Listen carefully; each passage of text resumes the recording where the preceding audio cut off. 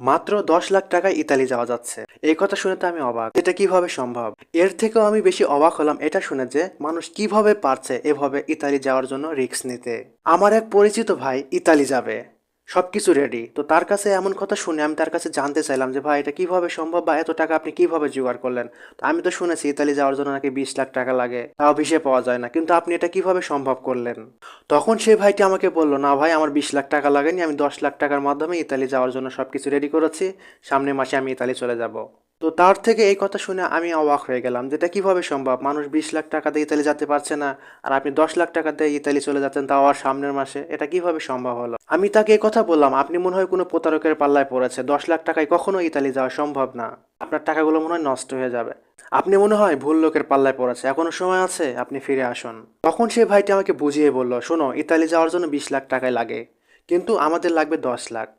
আমি কৌতূহলী হয়ে তাকে জিজ্ঞেস করলাম, কেন ভাই, কিভাবে আপনারা 10 লাখ টাকা ইতালি যাচ্ছেন। তখন সেই ভাইটি আমাকে বলল, আমরা যার মাধ্যমে ইতালি যাচ্ছি তারা আমাকে সর্বপ্রথম বাংলাদেশ থেকে লিবিয়াতে নিয়ে যাবে, তারপর লিবিয়া থেকে আমাদেরকে ভূমধ্য সাগর পাড়ি দিয়ে ইতালি পাঠাবে, আমাদেরকে নৌকা উঠা দিবে, আমরা ভূমধ্য সাগর পাড়ি দিয়ে নৌকা করে ইতালি চলে যাব।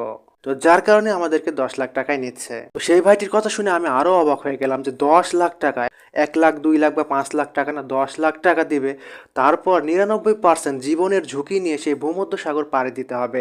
আমি বিভিন্ন তথ্য থেকে শুনেছি, তো যারা ভূমধ্য সাগর পাড়ি দিয়ে ইতালি যাওয়ার জন্য চেষ্টা করে তাদের কিন্তু বেশিরভাগেরই বাঁচা মরার কোনো রিস্ক নাই বা কোনো গ্যারান্টি নাই, বাঁচতে পারে আবার মারা যেতেও পারে।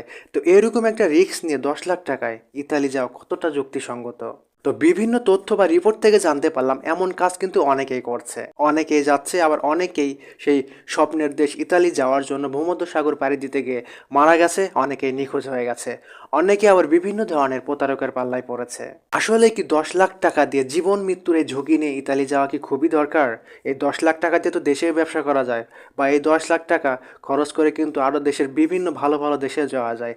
তো সেক্ষেত্রে কিন্তু সেই দেশগুলোতে তারা যেতে পারে, কিন্তু তারা কি করছে, সেই স্বপ্নের দেশ জীবন মৃত্যুর ঝুঁকি নিয়ে তারা 10 লাখ টাকা খরচ করে বাঁচবে কি মরবে, তারা কি ইতালি যেতে পারবে, এটা কিন্তু তাদের কোনো গ্যারান্টি নেই। তারপরও তারা অনিশ্চিতার এই ভবিষ্যতের দিকে তারা হেঁটে যাচ্ছে।